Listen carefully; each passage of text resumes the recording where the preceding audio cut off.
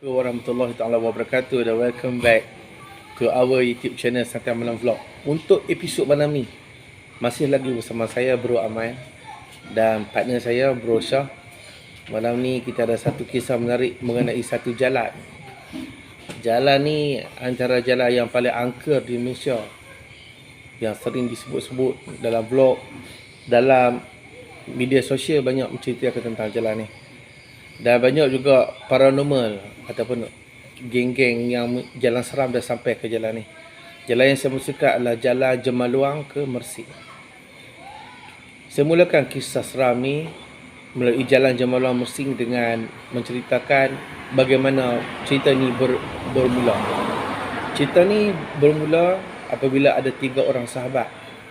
Okey, watak-watak dalam cerita ni pertama adalah Amir, kedua adalah Fitri dan sahabat dia perempuan yang bernama Anis. Mereka bertiga belajar di Universiti Teknologi Malaysia di Skudai.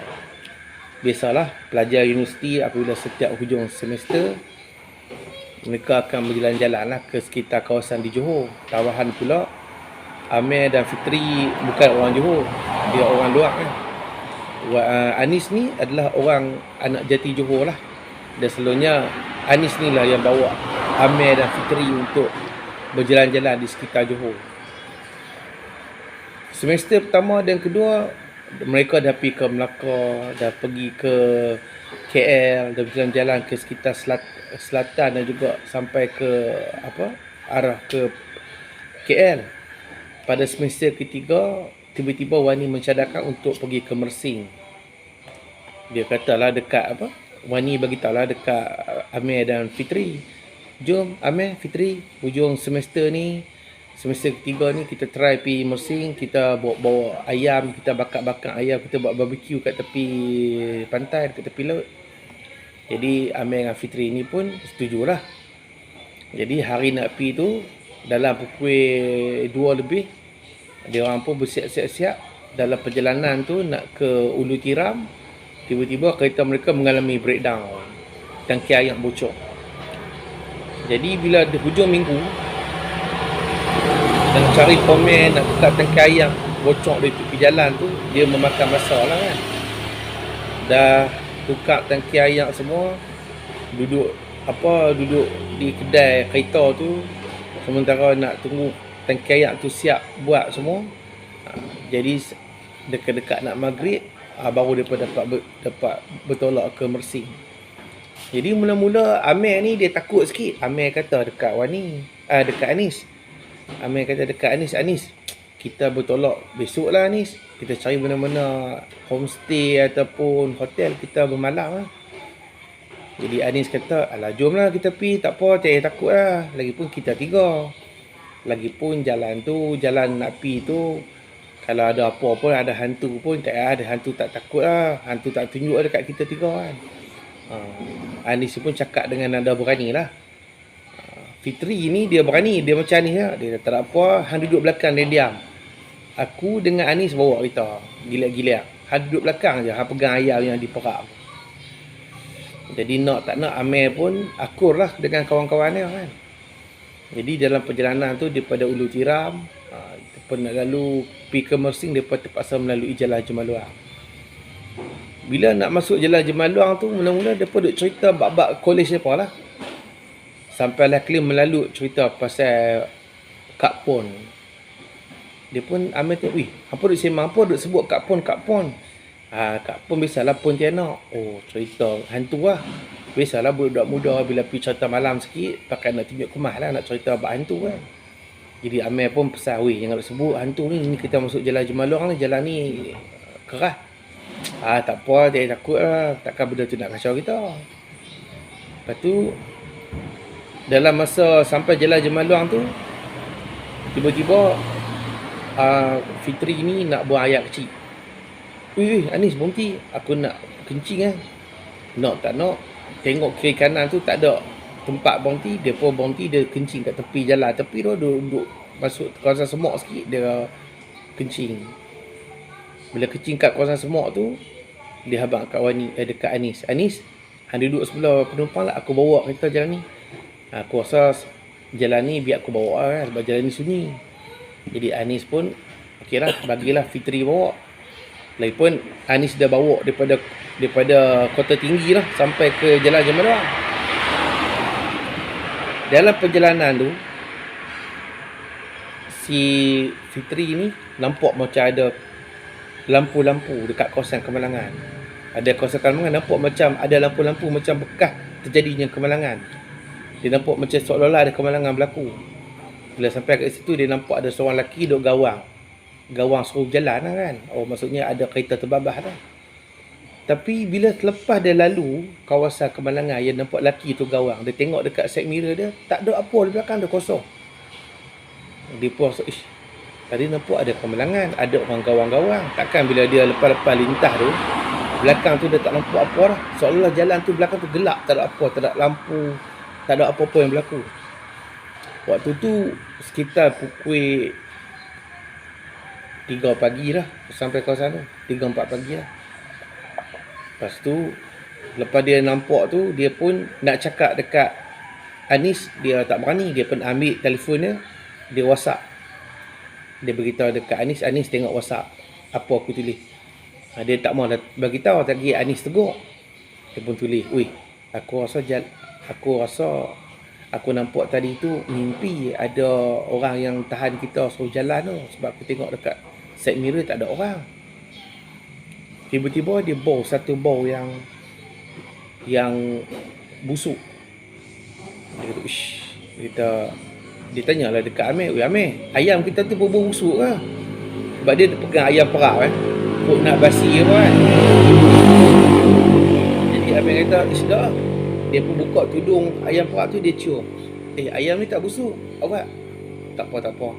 Jadi Fitri ni dia bawa busuk, dia tanya Amir, kok ayam tu bau hanyak kan? Sebab dia bawa seharian lah.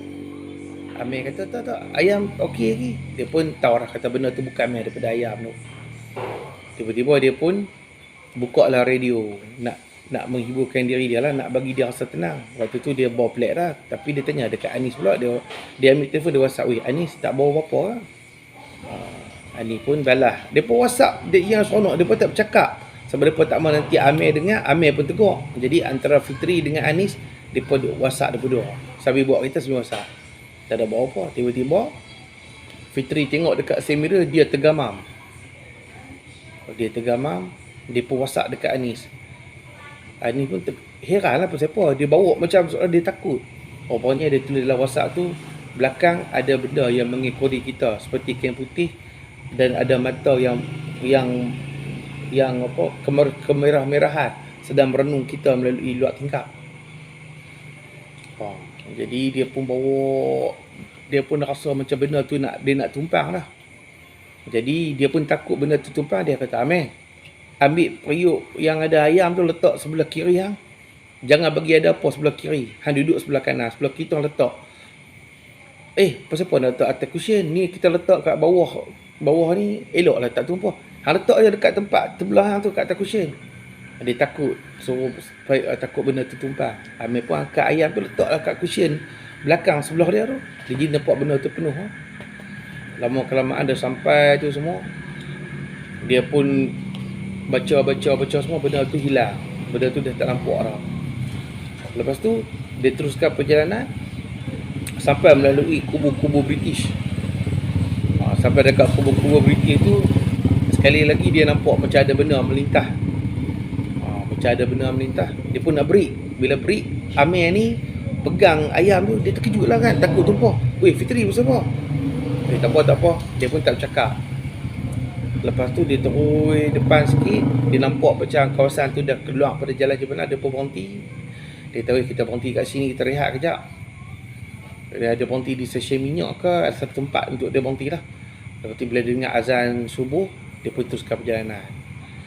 Sampai di Mersing agak pagi. Lepas tu dia pun ceritalah sebenarnya waktu dia lalu dekat kubu Inggeris tu, dia nampak macam ada tentera British yang sedang pancung kepala orang. Kepala tu bergolek dekat tengah jalan. Dia break, tengok kepala tu hilang. Dia pun pergi terus. Dia pun takut, dia tak cerita sebenarnya. Lepas tu Amir pun tak kata apa lah kan. Amir kata, patutlah semalam dia berbalas WhatsApp dengan Anis sebab dalam perjalanan tu dia nampak kawasan kemalangan, dia nampak apa, dia nampak macam ada benda yang tekori dia. Sampai dia jumpa dekat kubu-kubu British tu yang berada di Jalan Jemaluang tu, dia nampak seolah-olah tentera British dah duduk pancung kepala orang sampai jatuh kepala tu melintas jalan. Tu cerita yang pertama. Cerita yang kedua, dulu ni ada seorang pegawai polis. Pegawai polis ni macam biasalah, apabila dia nak buat rondaan dekat Jalan Jemaluang ni, selalunya dia akan bawa orang teman. Pada satu hari tu ada seorang pegawai polis tu baru berpindah pergi kawasan tu lah. Dia kena ronda Jalan Jemaluang. Bila dia nak pindah pergi situ, anggota polis lain kata, "Weh, Sarjan, jom kita pergi dua malam ni." Tak apa. Aku pergi seorang tak apa. Sebab malam tu kebetulan dia nak pergi ke situ, dia ada urusan sikit dekat Bandar Bersing. Jadi dia nak pergi seorang, ada kerja esok pagi lah. Jadi dia pergi nak kerja peronda dia seorang. Jadi dia melalui jalan tu, dia pun duduk tanya dalam hati, jalan ni apa yang misteri kan? Sebab dia kata jalan ni, di tepi-tepi jalan tu dekat kubu British tu, selalunya orang nampak macam-macam lah. Orang nampak orang melintas lah, orang nampak tentera duduk tengah jalan lah. Tiba-tiba bila dia cakap macam tu, dia terfikir benda tu, tiba-tiba dia dengar macam dia melanggar satu benda, seolah tayar dia pecah. Kata peronda polis, dia berhenti, dia tengok tak ada apa. Dia pun pergi depan, dia pun takut juga kan, kut ada orang baling batu ke, kena kereta dia kan. Dia tengok kiri kanan, tak ada orang sekeliling jalan. Dia pergi ke depan sikit, bunyi lagi, seolah dia terlanggar satu benda, seolah macam tayar dia tu dah bergegak kereta orang. Bila dia berhenti kali kedua ni, dia nak minta tolong orang, tengok dia pun suluh-suluh, tak ada apa. Dia tengok kut ada orang melintas tu, tak ada benda, kut ada ulat ke melintas, kut ada benda kayu jatuh.